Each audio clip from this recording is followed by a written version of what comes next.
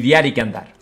Y ahora vamos a ir con un tema que es de finanzas, tanto del Real Madrid como del Fútbol Club Barcelona, porque a pesar de que mucha gente entiende que el Real Madrid no tiene problemas económicos, lógicamente parece que está en el límite. Y si no, que se lo pregunten a Pedro Morata, que ayer tengo que recomendaros un artículo suyo, a pesar de que no sea el más madridista del mundo, pero cuando la gente hace las cosas bien y hacen una investigación en serio, lo cierto es que te demuestra efectivamente con los datos, estados financieros, cuentas, que el Real Madrid no es que esté ni mucho menos en bancarrota ni nada parecido, pero ¿por qué Florentino ha sido tan reacio a fichar? Y me parece más una crítica constructiva, porque dice, no apunta a Ancelotti, apunten a Florentino. Sí, aunque el titular de entender como que Florentino es el culpable, y lógicamente algo de responsabilidad tiene en la planificación deportiva, también es verdad que Florentino no ha querido gastarse la pasta, porque efectivamente en este extensísimo artículo, como veis, de Pedro Morata, que además utiliza los estados financieros del Real Madrid, os resumo que en definitivas los gastos no deportivos, es decir, aquellos que no tienen nada que ver con los sueldos y los pagos a futbolistas, se han multiplicado hasta el punto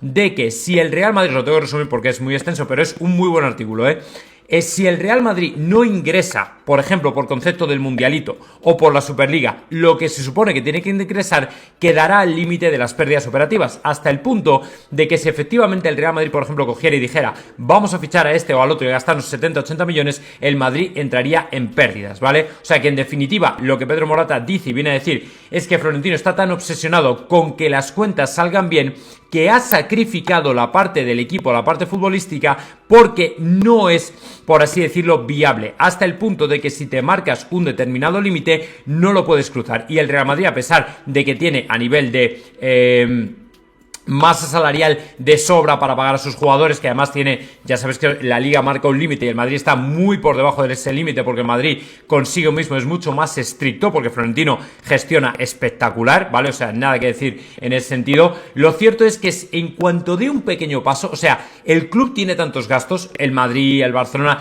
tienen tantos gastos que al final, aunque tienen muchos ingresos, siempre quedan como demasiado equilibrados, gastos e ingresos, o ingresos y gastos, de manera que el beneficio neto tampoco es criminal, tampoco es como para volverse loco. Entonces, ¿qué ocurre? Que si tú incurres en el más mínimo gasto, por ejemplo, de un jugador, porque claro, a un jugador tú le dices, mira, te voy a pagar 20 millones por temporada, pero claro, el jugador recibe 10, porque los otros se los queda Seguridad Social, Hacienda, etcétera, etcétera. Pero al Real Madrid le cuesta 20 igualmente. O sea, si por ejemplo Vinicius está cobrando 12 millones o 15 millones, al Madrid le cuesta 30. ¿Vale? Si Mbappé está cobrando 15, al Madrid le cuesta 30. Más bonuses, tal cual. Si Rodrigo está cobrando 8, al Madrid le cuesta 16. Entonces, Pedro Morata decía, y además comentaba por aquí y recogía otras palabras de Arrigo Sacchi, que Florentino solo se obsesiona con delanteros, que por ejemplo en los defensas no se fija tanto. Por eso este año ha costado tanto que efectivamente un Alexander Arnold, un Hausen entren en la lista de Florentino, porque a él le gusta más lo que es la parte de arriba, parece ser, ¿vale? Pero como digo en ese artículo, lógicamente Pedro Morata hace un llamamiento a pensar que probablemente, no digo que las cosas no estén bien, ni mucho menos, el Madrid va más o menos bien gestionado, lógicamente mejor que el Barcelona, pero necesita, por ejemplo, ingresos extra como los de la Superliga, que por cierto ahora os voy a dar una noticia al respecto de ello, pero también del Mundial. Porque, por ejemplo, en la temporada 21-22 salvó los muebles, o 21-22, con la palanca de Sixth Street, que dice, claro, la diferencia entre las palancas del Madrid y del Barça es que las del Madrid son reales y al final se cobran, ¿vale? O sea, el problema no es que un club haga una palanca, ¿vale? Que no es una palanca tampoco, porque en definitiva es ceder la gestión de una parte del Bernabéu o de todo el Bernabéu a una tercera empresa, ¿vale? A una externa, ¿ok?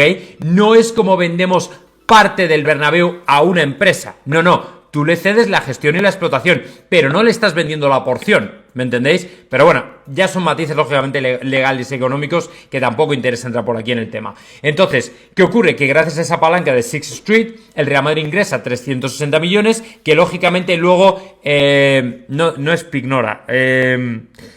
En las siguientes cuentas utiliza, digamos, ese ingreso para los gastos que han ido teniendo en las siguientes temporadas para taparlos con ese ingreso, ¿vale? Él le da un nombre concreto que no recuerdo ahora mismo cuál es, el deterioro me parece que le dice, no me acuerdo, pero bueno, el asunto es que salva con las cuentas del año 21-22, salva las de las dos temporadas siguientes, pero ahora ya el Madrid necesita como necesita que le insuflen otro puñado de ingresos extraordinarios que pueden venir de la mano del Mundialito o de la mano de la Superliga, ¿vale? O de los dos, que sería la bomba, porque lógicamente nos meteríamos ya en unas finanzas muy bien saneadas. Pero de verdad os recomiendo encarecidamente el artículo de Pedro Morata, porque está muy bien para comprender exactamente cómo está la situación del Real Madrid. Luego, el tema de Alexander Arnold, que sí que parece ya que va a venir, y sobre este no parece que haya ninguna duda. Arnold marcó el gol del Liverpool, el gol que lógicamente le pone prácticamente ya como campeón de la Premier. Pues bien, Arnold fue preguntado al respecto de su futuro y decía: sobre su futuro ya lo he dicho todo durante la temporada, no voy a hablar de mi situación, ¿vale? No voy a entrar en mi situación.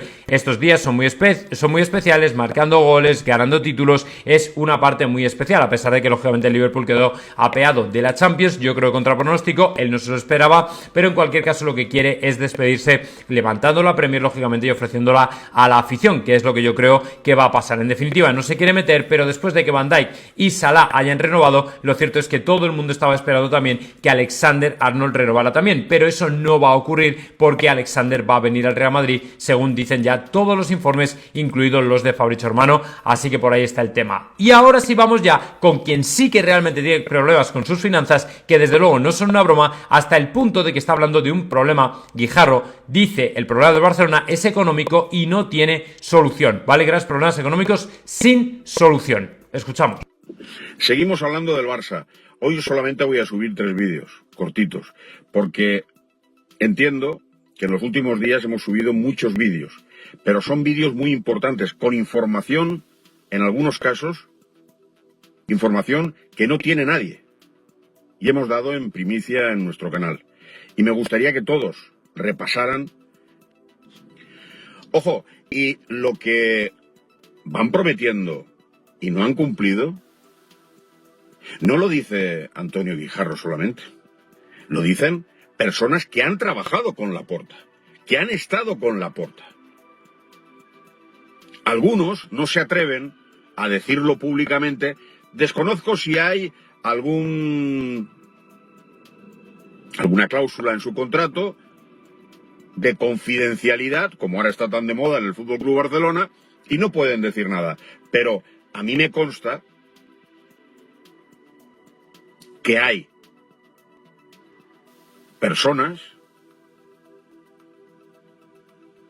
que no pueden hablar o no quieren decir nada porque puede existir una confidencialidad, pero ya han salido en nuestros programas que lo han dicho claramente. Porque cuando tú llegas al poder después de prometer muchas cosas, que nos prometes que Messi se va a quedar y resulta que sale por la puerta de atrás llorando, tendrá que pasar factura. En las urnas, evidentemente, por mucho que salga. Vean cómo son las cosas. Cuando me interesa, cuando no me interesa. Yo he apoyado a Laporta. Si tuviera dignidad, y si la tiene, para ver qué nos dice el señor Laporta. Estaría muy bien. Para dejar en ridículo al desgraciado que iba montando el bulo para intentar desprestigiar a una persona. En este caso a mí. Pero yo apoyé a Laporta. No buscaba nada, pero le apoyé porque creía que era el presidente que renovaría a Messi, pero que al mismo tiempo conseguiría sacar de la zozobra de todo lo mal que se estaban haciendo las cosas en los últimos años con el tema de Bartomeu. Y me equivoqué. Y ya está, y fuera. O como escuchábamos en su momento, en un momento determinado, a un peñista de decir: a mí me da igual que me mienta, pero me hace tan feliz el señor Florentino Pérez le mienta. A verlo. No sé, llevamos ya 5 minutos de vídeo y de momento no ha mencionado ningún problema económico. No sé, a ver qué dice. A ver, vamos a llevarlo hasta el final. ¿Qué le puede decir? Usar de títulos importantes, sabe criticar en todo momento. Porque quiere siempre, es lo que les hace mantenerse con el espíritu de seguir ganando cosas. Aquí parece que da igual, con que entre la pelota, lo demás no es ningún problema. Y los problemas económicos que tiene el Barcelona, porque Claro, a los tóxicos, casposos y mentirosos no les importa ni lo de ISL, ni lo de Barça Studios, de la fusión que se ha llevado a cabo hace poco, del tema de los asientos, de por qué se fichó a Dani Olmo cuando no tenía el Barcelona Fair Play, como muy bien nos avisaba y con toda la razón del mundo Víctor Font, barcelonista de pro, pero un tío que dice las verdades como se tienen que decir, las verdades del barquero, y tantas cosas. Estamos a muy poco de que termine la temporada, de que llegue el 30 de junio. ¿Y el Barcelona va a poder demostrar que tiene esos 100 millones de los asientos VIP? ¿Qué pasa con Barça Studios? Claro, es que ya sabéis que tiene que tener los palcos ya hechos para poder imputarse como un ingreso más. Si no, no se lo contabilizan. Y no van a poder inscribir a Dani Olmo ni a Pau Víctor. ¿Qué pasa con el dinero que le falta por conseguir y no conseguirá por estar un año en Montjuïc como el año pasado? Ese déficit importante que existe.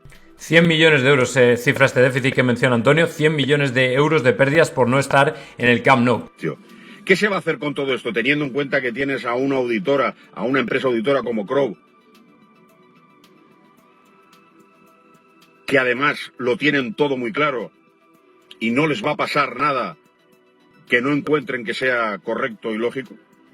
Pues sí, efectivamente a eso no le han dado solución y tenéis que pensar que estamos casi en mayo y que efectivamente el Barcelona tiene que presentar cuentas o las cuentas que permiten justificar la inscripción de Olmo para volver a la regla 1-1. O sea, realmente no es cosa menor, pero ellos como están con el fútbol, cuando llegue la hostia, os dije el otro día, más de 2.000 millones de euros de deuda de los acreedores o que tiene con los acreedores que le van a empezar a pedir la pasta, ¿vale? Con Goldman Sachs, lo del Spy Barça, el Barça Studios, el tema de las inscripciones, el tema de los palcos VIP, que es el más urgente. O sea, cuidado que los problemas del Barcelona a nivel económico son como para echarse a temblar. Lo que pasa es que si al final son, como dice Antonio, autocríticos, les falta autocrítica, no dicen nada, se callan todo, el fútbol va bien, olvidémonos de lo demás, que Laporta se hace cargo, bueno, pues ellos sabrán. Pero cuando llegue Paco con las rebajas, entonces que no se quejen, porque es que me veo el percal. Entonces que no se quejen.